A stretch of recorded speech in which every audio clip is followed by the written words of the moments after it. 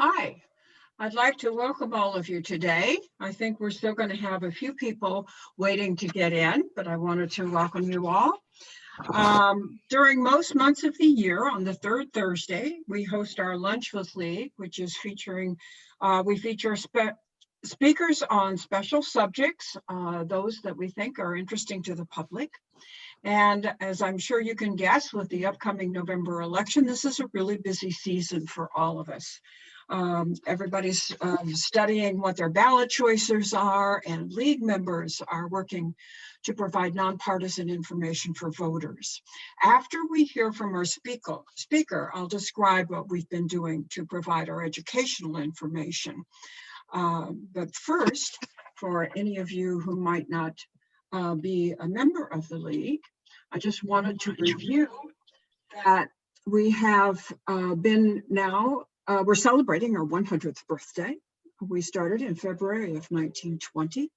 We are nonpartisan. We welcome men and women to join us to help us make democracy work. Very importantly, we never support or oppose political parties or candidates. And we have two separate and distinct roles. I talked about the voter education one just a bit, and I'll talk about it also after our session today. But we also do action and advocacy. And I wanted to remind everybody, but this time we also make recommendations for voting in the election on ballot measures only. As I said, we never support or oppose candidates. And on our website, you can find the links to the summary recommendations and the links to more information about most of the propositions on your ballot provided by the League of Women Voters of California. The League of Women Voters of the Bay Area is recommending a yes vote on Measure RR, which is the Caltrain. And our league is recommending a yes vote on San Jose Measure G, which is the charter amendment, which includes the expansion of the independent police auditor, of which we have had 2 Lunch with League sessions on that subject. Also, we have signed the ballot measure for the Santa Clara Valley Open Space Authority Measure T. Again, you can find all of that information on our website. So I will now want to introduce Cheryl Fullerman, who's going to be helping us today, and she's going to introduce our speaker. Cheryl, you want to join us? Hi there. I hope everyone can hear me. So today we're very lucky to have Amanda Staciewicz, who is currently an assistant professor in the Department of Environmental Studies at San Jose State University. She holds a Master of Science and a Ph.D. in philosophy, both from the University of Idaho. Her research focuses on the human dimensions of wildfire and natural resource policy, the conflict and collaboration surrounding natural resource management, and investigating how human communities adapt to wildfire in the Western United States. We think this is such a timely discussion today, so I'm so happy that you all are joining. Her current projects focus on community adaptation to wildfire risk in fire-prone regions of the US in the West, cooperative wildfire management, and emergency management and response during wildfire events. So Amanda will present to us, and then we will address first the questions that have already been submitted to us for Amanda. And then if time permits, we will take the questions you submit through chat or raising your hand, as Carol will probably talk to you about. So Carol maybe should mention that, and then we'll hear from Amanda. Yeah, I just wanted to make sure people knew that while she's speaking, you can enter your questions in chat. At the end, I'll talk about after we are ready to get some more questions. We would like, if you wish, you may ask your own question. Thank you. So Amanda, take it away. Great. Thank you, Cheryl, and thank you, Carol. Thank you, everyone, for being here. And it's lovely to have the opportunity to talk about something that I'm very passionate about. So I'm going to make sure that my share screen works.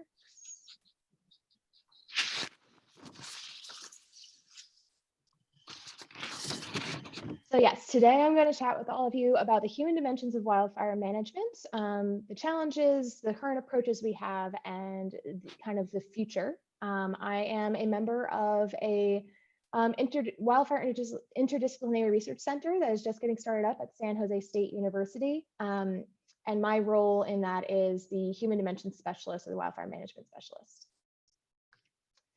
So just to contextualize the situation we're seeing for those of you who have a lot of questions about fire right now.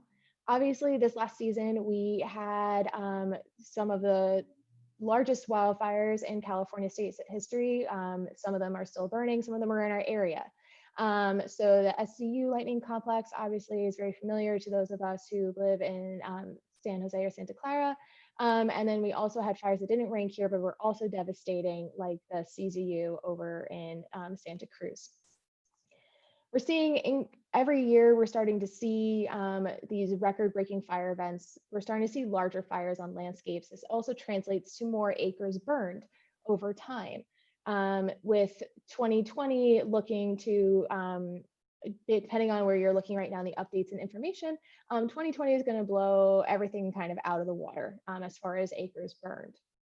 An important thing to remember here, though, or to think of here, is that a lot of our data is only going back to, or like only looking at 1980, still includes our legacy of fire suppression. So we tend to exclude fire from landscapes through suppression. What we're actually seeing this season is closer to historical norms. 4% of California has been burned or is burning right now, and that's actually much closer to the average acres burned pre-westward expansion. How it's burning is what is different. So that how is it burning component is related to this, is we're seeing fewer fires on our landscape, but they're getting to be much larger. So we can see over in this portion of the graph. What is happening here then, right? And so the thing that's happening here, and a big product of this, is how frequently we're seeing fires on the landscape. What this is a cross-section of a tree that shows us the burn scars. So by looking at this, we can see how frequently landscapes burn. And in California in particular, and many other Western areas, where tribes have a long history, we had much more frequent burning, both natural burning and cultural indigenous burning, that these ecosystems adapted to over hundreds of thousands of years. That's part of kind of the fire history in California. When we created the Forest Service in 1905 and had our kind of expansion of our war on fire, we start seeing that these burn scars start disappearing from a lot of our trees, which means that we haven't had fires on our landscapes because of suppression. That completely changes the way our forests look right now. So in an unmanaged or fire excluded forest, you have a lot of these fuels on the ground from things that are not burning, burning away. So you have a lot of shrubs and understory, a lot of grasses that create this continuity between the ground and the canopy, the trees. A lot of these trees without that ladder can sustain exposure to fire. They're adapted to fire, or some of our systems in California are also fire dependent. They won't reproduce without fire. So fire is a necessary part of a lot of these landscapes, but the way we have excluded fire has created this space where we have a much more intense fires and that are growing to be much larger because of the continuity of fuels. Our response to that has been a shift in the way we manage landscapes. So we're seeing across time an increase in the amount of Forest Service budget that is expended on fire suppression across time. We're also seeing shifts in staff. So the Forest Service's mission, for example, is to protect our watersheds and look after our forest resources. And so you expect to see a lot of hydrologists, wildlife biologists, silviculturists, kind of managers for forest health and watershed health. As we've gotten increasingly involved in fire and seen our fire issues expand, our staffing has shifted quite a bit to having more fire managers in the Forest Service over for National Forest System lands personnel. This starts having impacts on the kind of way we are addressing fire on the landscape. It's very reactionary, right? A lot of more suppression entities and not spending as much time on the prevention or management side. We also look at how we've historically funded fire. We typically have a allocation from Congress to suppress fire events. That is a fire suppression budget. Up until 2018, this was based off a 10-year average. So because it was a 10-year average, when we had high cost suppression years like 2015, it couldn't keep up because the average is kind of washing that out. And we've seen that since 2010, what was allocated versus what we end up spending was way outpacing that 10-year average. In 2018, a bill was passed through Congress to completely change how we are funding fire and to fund it more similarly to the way we fund hurricanes and tornado disaster relief, where we create emergency budgets. Another big component of this and where we all operate and spend our time typically is in the expanding wildland-urban interface, this area where residential development is right next to or intermixed with wildland vegetation. This is a space where fires roll off landscapes into residential areas or can be started from a residential fire and expand out into the wildland. This is the area with where a lot of our congressional funding and a lot of our policy tools are focusing to protect communities. So you're going to see there's a lot of components to the fire problem. We have the cohesive wildland fire management strategy is the leading interagency policy for how we are going to deal with our wildfire issues as a country. The first component is addressing those fuels I was talking about, restoring and maintaining landscapes. The next part is kind of where I come in promoting fire adapted communities. The idea here is stealing the idea of fire adapted from ecology, where we talk about this system is fire adapted. The logic here is that almost like biomimicry, that we want people living in these spaces to also be fire adapted, to mimic the vegetation and the ecosystem that they are now a part of. And we can do that in a number of ways, including hardening our homes and managing the vegetation around our homes for fire risk. And the last prong of this, something that is particularly evident this season as well, since we've had a high firefighter fatality season, is promoting an effective and efficient wildfire response. The idea here is to make sure that we are using the best decision support tools and also coming up with the best training for our firefighters. Something that comes up here is obviously we talked about public lands management as well as private lands management. A lot of people are talking about managing fire risk as a fire shed, the same way you would manage watershed based on all of the areas that water is drawn from. Fire as a phenomenon moves across landscapes in kind of a conceptually similar way, where we can figure out where a fire is likely to burn and bring together all of those partners. So in this map, for example, this is a map of the Santa Fe watershed or fireshed. The watershed is a smaller one. This larger one is a fireshed. So it's going to incorporate, we have tribal entities, we have private lands, Forest Service, designated roadless areas, wilderness. There are components that are overlapping to complicate our fire management problems and approaches.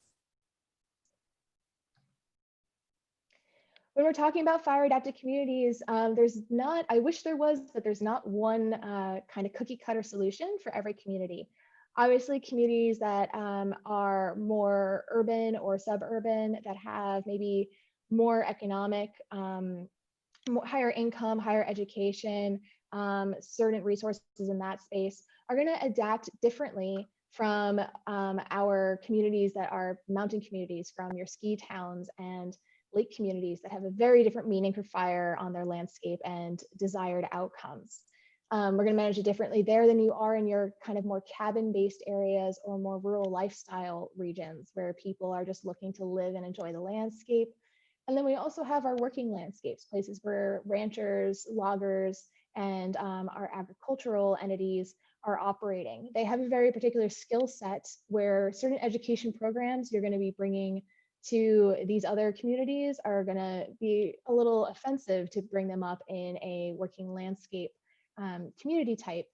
They also tend to have certain abilities. A lot of them use fire or are familiar with fire in their management of landscapes. And that could be an untapped tool for adapting to fire in our regions. And I'm going to talk about that a little bit more. I'm going to tell you two stories now about kind of cooperative fire management and also evacuation and adaptation to kind of highlight some of this. So the first one I'm going to talk about is this approach to cooperative fire management in an area where there used to be a lot of conflict. So here I'm talking about areas where ranchers used to meet on the fire line with guns to convince the Bureau of Land Management or other fire suppression entities to take certain actions. Kind of the way we decided to deal with this, this is a program that's proliferated through Idaho and Oregon and has been considered in rural Washington state and Nevada and Utah as well, for creating a fire adapted community in rangeland or rural systems. So what we see here is in southern Idaho, we had a lot of large fire events in the southern portion of the state. This is mostly rangelands owned by the Bureau of Land Management or stewarded by the Bureau of Land Management. What we then proposed, or what was then proposed, was the creation of this partnership between the Bureau of Land Management, the Idaho Department of Lands, and ranchers to create these jurisdictions where ranchers, private citizens, were now allowed to go out and be involved in fire suppression. They had to get their wildland firefighter certifications. They use their own equipment on the fire, so the things they already have from ranching and farming. And they also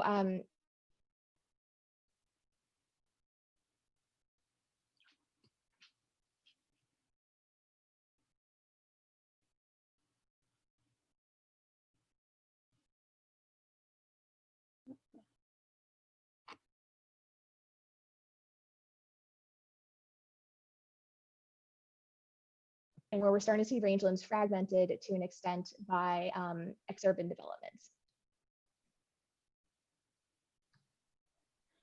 So when we look at this one more closely and try to come up with what is going on here, this Rangeland Fire Protection Association, this partnership, is filling in the space that is not protected by a rural fire department. So this it has some connections to a lot of landscapes we see in California, where you might have rural fire departments that are responsible for protecting your homes during a wildfire event, but they're not often equipped to or super concerned about protecting wildland resources.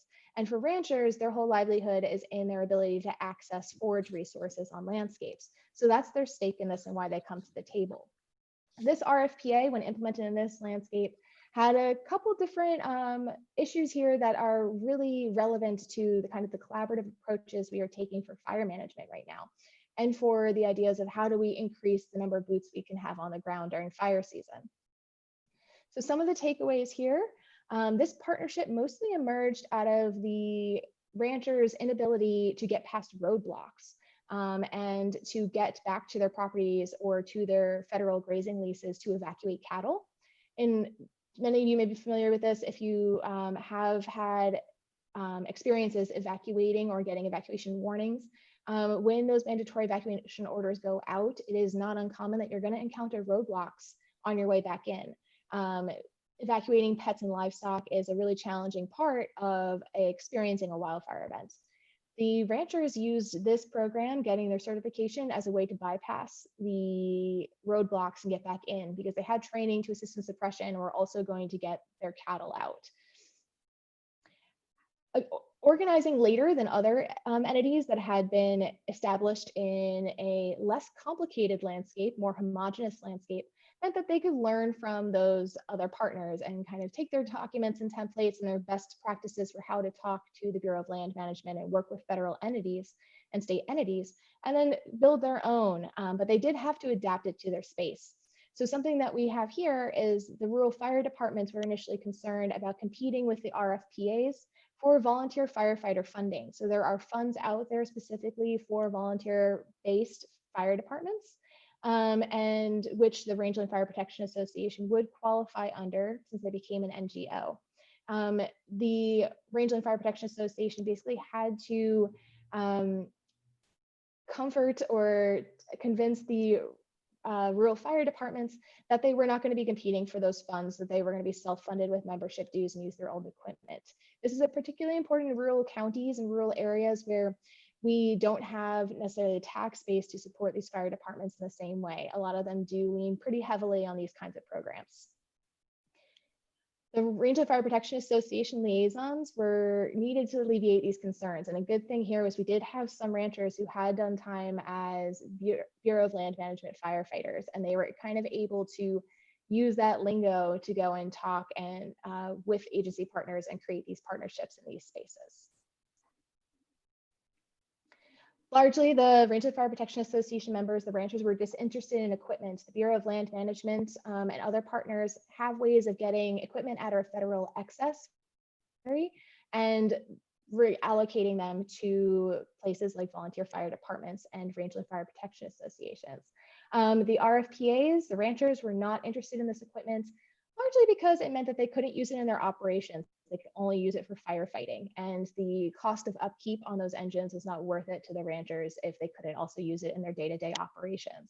So that is kind of a barrier culturally and within the system towards enhancing the number of engines we might have dispersed across rural landscapes using this program. There was also a discrepancy in the perceived role here because the values at risk shifted. If you were living in a home, if you're a rural fire department, you were concerned with protecting citizen lives and property. You wanted to make sure that you had a line that was going to protect the homes. The ranchers were concerned with keeping the fire on the range very small and getting to it as quickly as possible. So they were often pro using more aggressive tactics earlier in order to protect their rangeland resource, while other partners wanted to back off and address a fire slightly differently to protect their interests, which were the homes.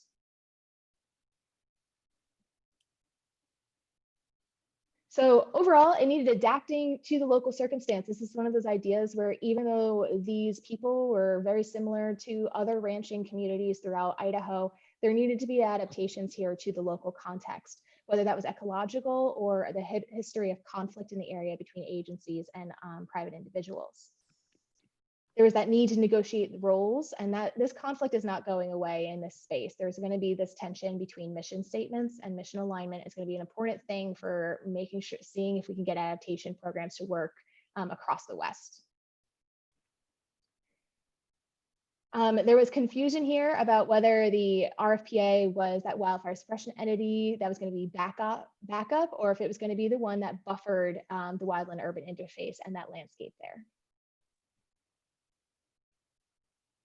So the next one I'm going to talk about really quickly is the link between residents' intended evacuation behaviors and their home ignition zone performance. This part is going to tell you a little bit about how to prepare your home or some of the actions that people were doing and how it related to what they plan to do during a fire event.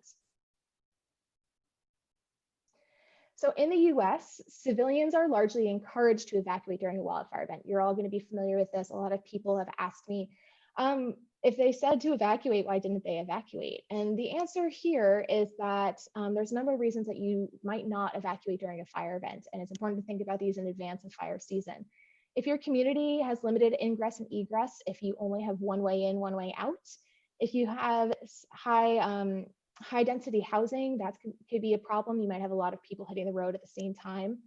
Visibility concerns, if you live on a dirt road or an area with switchbacks, you might have problems once there's smoke coming in from a fire event, evacuating safely without collisions.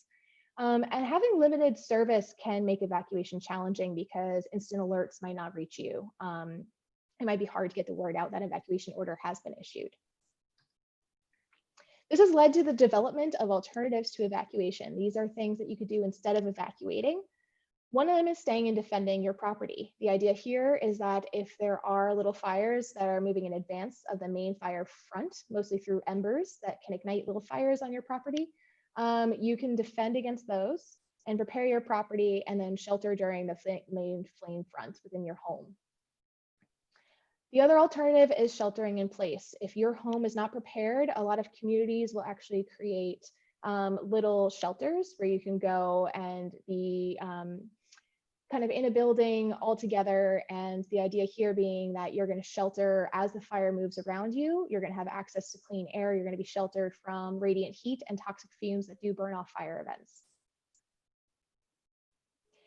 There are concerns about residents only preparing for their intended evacuation behavior and what that means for fire resilience and a lot of the initiatives we have in general. So that's what I'm going to get to here.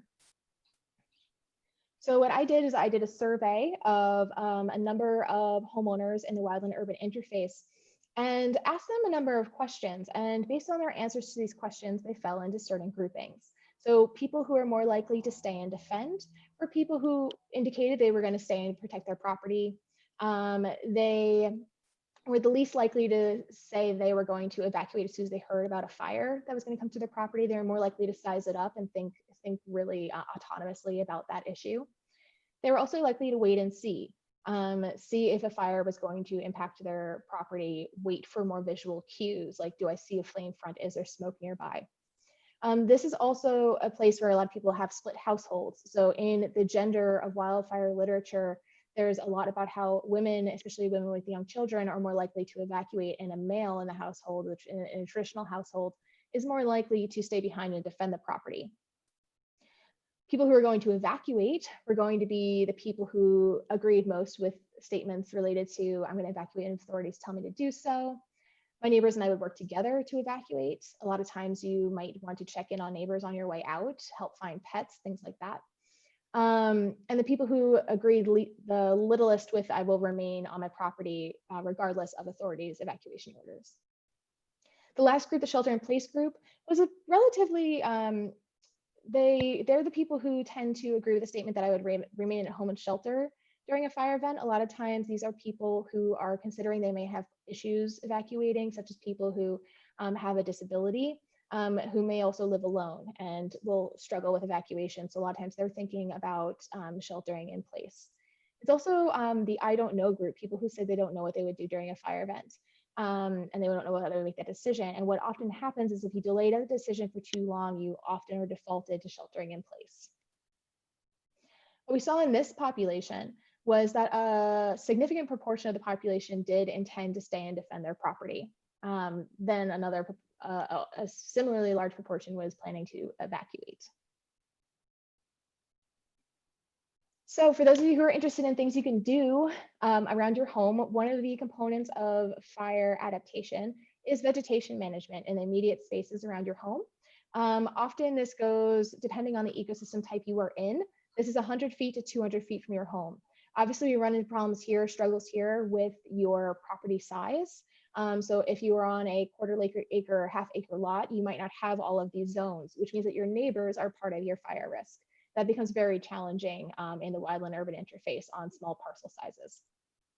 But what we saw when we asked people about whether they had removed the vegetation within 10 feet of their home, whether they had thin trees, whether they had limbed trees or prune trees, so they didn't have any branches within 6 to 10 feet of the ground, we saw that the people who were planning to stay and defend were significantly more likely than the other groups to have made these adjustments.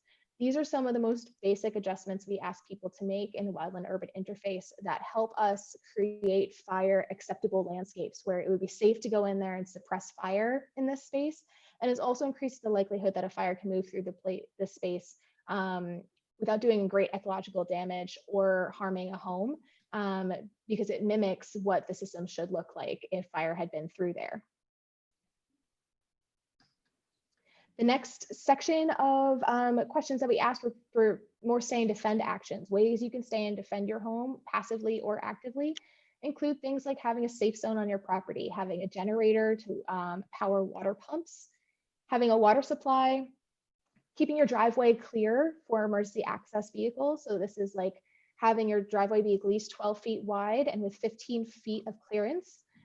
What this does is let emergency vehicles respond to your property without trees taking out their truck, but also if it is it can create some, flammability concerns in that area. And then we asked residents about whether they had sprinklers installed on the roof of their home to put out embers that might land on your roof, or if they had sprinklers installed around their property to reach up to 50 feet from their home to increase the water moisture or the moisture content of their vegetation so it wouldn't burn. What we found here was that folks who are going to stay and defend were more likely to do some of these actions than the other groups. So this included having a water supply, having that driveway clear so that they could also evacuate during a fire if they really were in a challenging spot. And they also tended to have sprinklers that were going to reach that 50 feet from the home. And the last group of actions that you can do, there are massive lists of things that you can do, and we just asked a couple. But in this space, things you can also do is use non-flammable siding on your home. So this includes things like using cement or stucco siding rather than cedar shake shingles. Stacking your firewood and lumber at least 30 feet from your home. This also can include things like also your propane tanks and your barbecues. Using fire resistant plants in your landscaping, so things that don't have oils, waxes, or resins. So typical culprits of things that are planted too close to the home that are actually invasive and highly flammable are things like cypress, eucalyptus, and even things like Japanese honeysuckle, which is wonderful for hummingbirds, but terrible for fire. We also asked whether they had removed the accumulation of needles and leaves from the roofs, decks, and gutters. Deck and gutter management is really an important part of preparing your home for fire. And removing flammable materials within this kind of 5 foot from your home red zone, which is where a lot of embers will come and collect that can light your house on fire, even if the flame front doesn't touch your property. What we found here was that the stay-in defenders were also more likely than the other groups, significantly more likely to have performed some of these actions, such as stacking your firewood away and lumber farther away from your home. Regularly removing the accumulation of needles and leaves from roofs, decks, and gutters, and also keeping that 5 foot space around the home clear of vegetation. The major takeaways here were that a large portion of the evacuation of the population intended to stay and defend their property, which may be something that managers might want to consider. I think there's a lot of people who think that we're going to just evacuate when told to do so. And as we saw with Bonnie Doon, some other communities in the CZU complex fire, that those communities did actively decide to stay and defend their properties. And that is an option that that some people may be looking to implement. Australia has a program that they actually will empower or do site checks of people who do intend to stay and defend their property during a fire, and go out, and a fire department will do size ups and things like that with the people who are planning that action. But those programs are in place, and that conversation is kind of allowed on the table. Whereas in the US, we tend to have a lower tolerance for that kind of reaction. Most of the population anticipates an evacuation order, and that was a lot of people also in our fires in the area were anticipating an evacuation order. Problem is, during fires we saw with the campfire, one of the components there was that the fires burned over the cell towers, so we couldn't actually get our instant alert out. Rural communities use things like phone trees. Obviously that takes a lot of time to call each person and requires a certain kind of community connection. So we have to start thinking about what are the other ways we're going to communicate about disaster and evacuation alerts. We also saw that the stay and defend individuals, the groups that maybe we are trying not to encourage too much of in the US, were the ones who are the most likely to do the actions that we are promoting in risky fire areas. So some of the opportunities here might be things like, do we start having conversations with property owners in the wildland urban interface about what is preparing for your worst case scenario? Your plan might be to evacuate, but there might be a road closure. You might not have enough notice. What if you don't get an evacuation alert? So the idea in those spaces might be preparing people for staying and defending or sheltering in place in case they can't evacuate. So I gave you a lot to think about. I'm really excited to be here to answer all your questions, but if my contact information is up here, if anyone would like to reach out in the future.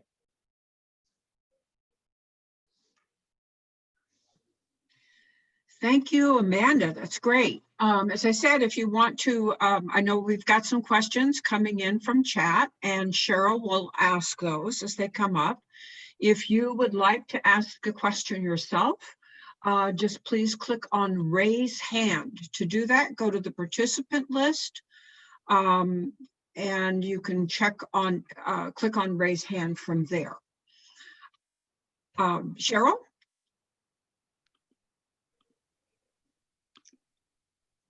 Okay, there we are. Thank you, Amanda. That was quite interesting. Really appreciate that.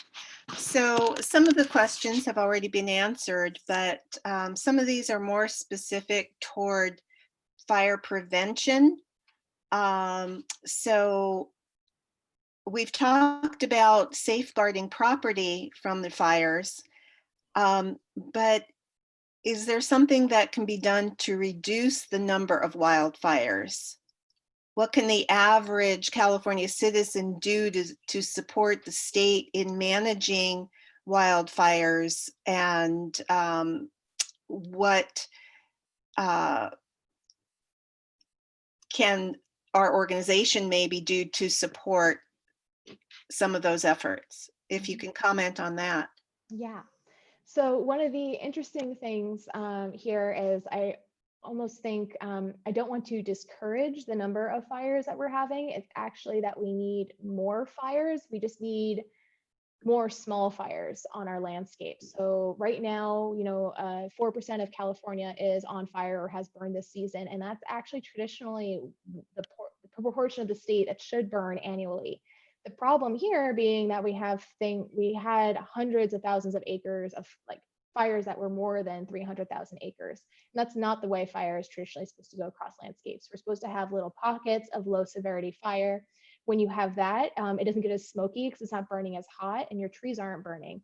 So there are ways to have the same amount of fire on landscapes so fire can play its ecological role that we need. And by having those more smaller fires, more low intensity fires, we can decrease the number of large devastating fires that we are having on our landscapes. And that's some of the ways that we're trying to move forward. Obviously, a lot of that starts hitting on federal or public land management, right? So we're talking about a lot of this risk, and a lot of this fire situation has precipitated out of us having really efficient suppression practices for our over 100-year war on fire in the West. And what we need to get out and do now is some of the hard work in the prevention area. So things like that include, and we do have some categorical exclusions through things like the National Environmental Policy Act. And the governor has also created some exclusions in certain areas for environmental I guess they're exclusions, so that you don't have to go through some of the permitting processes in order to do restoration or fire mitigation work in certain areas. So that is promising, but it also only means that a lot of our congressional funding and a lot of our state funding is focusing on these areas directly adjacent to communities where people live. What we're not doing is seeing our larger forested landscapes receive that same kind of funding and attention. So the two ways going forward is to think about how do we address fire risk and help restore our larger systems farther away from people, but also being supportive of things like prescribed fire programs. That is something that I know none of us really want smoke in the air, but with prescribed fires that happen in more of the off season when vegetation is dormant, so you don't do as much harm to it. That is a really good tool for making sure that we see that same amount of fire burning annually that we need in the state, but that it's not happening all just in August, September, and October in high intensity and dangerous conditions. Interesting, thank you. So have the state and/or national agencies worked with Indian tribes who claim to have long-term experience in fire management of forests? And what do you think of their recommendations, if you're aware of them? Yeah, so this has been an increase in conversation. Fire historians have been talking about indigenous burning and the importance of indigenous burning in the West for decades, but it's only getting attention now, right? So we just had the governor promise to, I think, hire 100 Indigenous fire specialists. I don't remember the exact timestamp on by when, but that was very promising as far, especially given California's legacy of Indigenous cultural burning. There are other opportunities or spaces where tribes have been consulted. We are, of course, always increasingly needing improvement on to what extent they're being consulted and also incorporated, right? It's one thing just to ask an opinion, another thing to actually respect and value that opinion in a way that's actually impacting your decisions. One of the places we're seeing that emerge in California is through prescribed burn associations. So these are groups of private entities and kind of working more at that fireshed level, like I was showing from the Santa Fe watershed and fireshed, where tribes have been consulted and are able to burn. And what a prescribed burn association does is it's a partnership between local private properties, tribes, state and federal agencies, and local agencies to put prescribed fire across landscapes. So this can include private homeowners. And having that organization covers the liability of potentially having an escaped burn, but also brings all the specialization and manpower you would need from federal and state partners. That was a mouthful. Thank you. Yeah. So along those lines, you mentioned some things that the governor has done. Are you aware of other bills that are being considered by the state government or Bureau of Forest Management or other organizations like PG&E that would reduce fire risk? Yeah, there's a couple initiatives going on that I'm aware of, mostly on the PG&E side, focusing on some of their areas, especially in places that have burned routinely, of moving a lot of their utility lines underground, which creates some different concerns, right? But reduces the risk of fire ignition from down power lines during some of our wind events. So that is something I'm aware of that they're going forward with.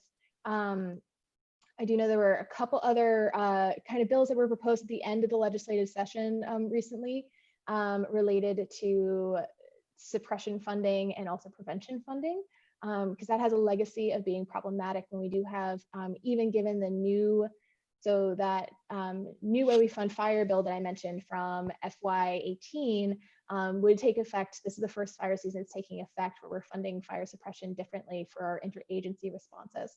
It allocated $2.25 billion for this fire season, and we're over that already. So there is a point in that bill that says that when we do go over that threshold, the Secretary of the Interior can submit a report as to why Congress should pick up the rest of the slack.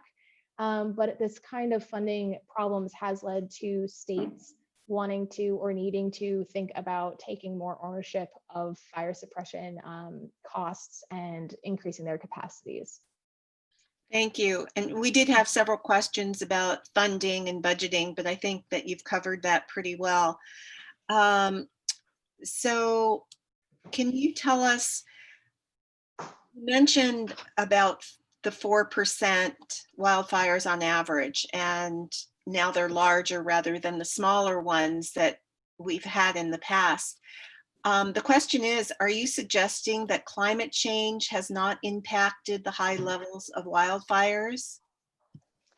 Yeah, so that's been a really interesting space recently. So climate change has impacted fires in that we are changing the, it hasn't necessarily increased the number of fires we're having. It has changed the way fires move across landscapes. It's changed fire behavior, it's changed fire weather, and it's changed our fire seasons. So our fire seasons, the days that are fire active now in California, is 280 days out of the year, are technically our fire season due to climate change, due to the fact that we now have that dry fuels on the landscape and the capacity for fire in a larger season. That's where climate change comes in, is in the behavior and what days or when we think we could see fire.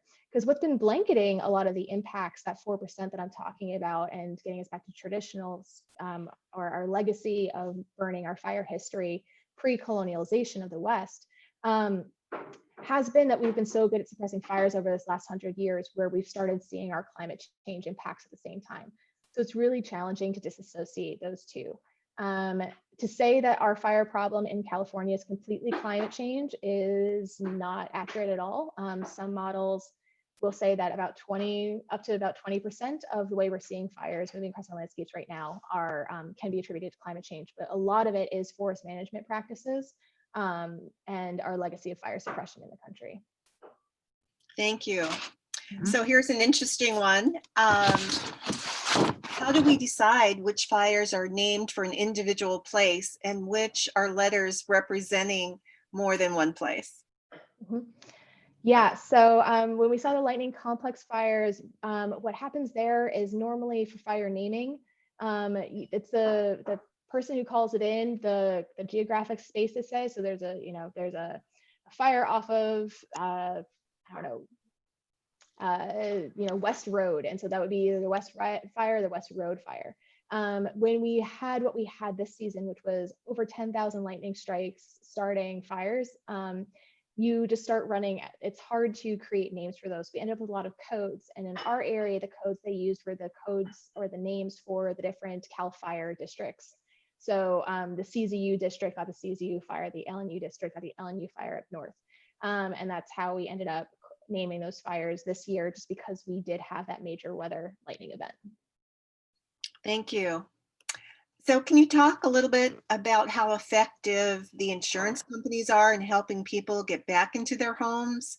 Do they try to support the homeowners, or is it highly adversarial relationship? The question is the fire insurance system broken? And then a follow-on to that is, how can we best support those displaced from their homes? Is there something we can do? Yeah. The insurance industry question is fascinating because basically, in order for the insurance industry to get involved in something like fire, it needs to hit the reinsurance companies, and we're seeing that with some of these bigger fire events. I'm thinking particularly the 2017, 2018 fire season. The exceptions for the rest of the US is that companies obviously in California and the Front Range of Colorado have been on the front edge of this because they have they have more impact than the rest of the US. What we're seeing here is that it kind of depends on your company, it depends on your policy, because insurance companies can actually be a really great way for us to get fire adaptation onto spaces. So they can introduce they can refuse to give coverage unless you perform certain mitigation actions. They can also give a reduction in your premium if you've done those actions, if you replace the siding on your house or you replace your roofing. And some of them have started grappling with or thinking about incentive programs like that. Some of them will disseminate information about what fire-wise vegetation to use in your landscape so that you don't have juniper or eucalyptus or cypress, plants that are very volatile and have oils in them right next to your house. So they can be great partners. But what we see, of course, in the post-fire phase, right, we see that these entities are going to start dealing with a lot of bills, a lot of claims coming in. And without knowing the exact company, it's kind of hard to say how that institution is going to do that moving forward. But it is very important at the start of every fire season to update your inventory of your home. This sounds terrible, but it is a way to think about what the fire season is coming up. And when you're moving into, if you are unfortunate enough to be impacted by a fire event in a certain way, you can have an inventory ready to give that claims entity. For the second part of that question, talking about how we can help people who are displaced, a lot of good local NGOs are kind of popping up, as well as your normal like Red Cross. An important thing to think of is that we see a lot of energy, especially in the first couple of months after a fire event, but these families are going to be impacted, for years. A lot of this is going to be going on for typically 2 to 5 years is the recovery process. And so that's something also to be thinking about. I know it's kind of hard to track those down. California, especially with the Camp Fire, also is starting to get this really interesting group kind of grassroots efforts to collect resources and funding for evacuated or displaced persons from wildfire events. So Your normal things like Red Cross are great, but also going to seeing if there's more local channels that might have more information for you. Thank you. So along those lines too, you mentioned that the insurance companies were asking people to do certain things to mitigate. Are there state laws now requiring certain things for homeowners to do to mitigate on their own property? So it's when we're starting to talk about things like zoning, that becomes a county responsibility. And so it's kind of an overreach of the state to make those kinds of blanket policies. So it tends to go more on a county by county basis, and also could go down to a homeowners association. So what we've actually seen in some places is that the homeowners association bylaws will say you have to have a juniper tree next to your house for consistency. Juniper trees explode when exposed to fire. So unless the bylaws change in the homeowners association, those homeowners can't adapt. And so there's kind of that nestedness there, but your county planning and zoning is definitely the space to be operating in if you want to try to create requirements. There is international WUI code, so wildland urban interface codes that are created that would ideally lead a space to being fire adapted, at least structurally. And that's something that gets phased in. And then you have to start thinking about, okay, so a lot of times those codes are only applied to new developments, and the existing property owners are grandfathered in, which means that those houses might still have huge amount of fire risk. So there's policies there as well that need to be sorted through. Interesting. So are there fires currently in our area that we should be concerned about that could endanger us here in Santa Clara County? I think there are a few still burning, but what would you have to say on that? Yeah.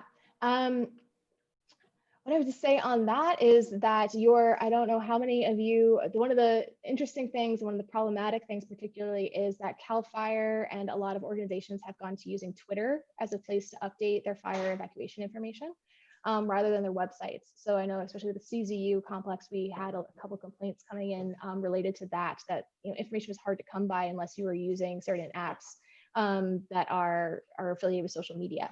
At this time of year, it's kind of nice. We are starting to phase out of our high risk fire seasons. I'm not aware of any big storm events or anything that we are anticipating moving forward here. So the idea being that hopefully all these lines are going to hold, and that if you're in an evacuation zone, that's just keep that on your mind. Make sure you have your supply kits ready to go.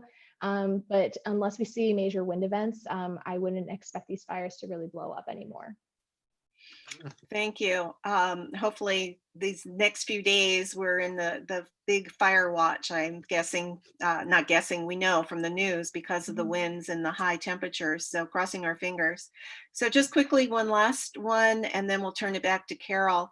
You mentioned in Idaho, the local ranchers forming their own organizations and partnerships. Do we have that similar here in California?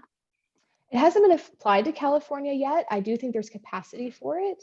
A lot of it's going to come down to there is this a state entity. So in Idaho and Oregon, both the Oregon Department of Forestry and the Idaho Department of Lands are the major sponsors of the associations. So a lot of it comes down to local relationships and context there.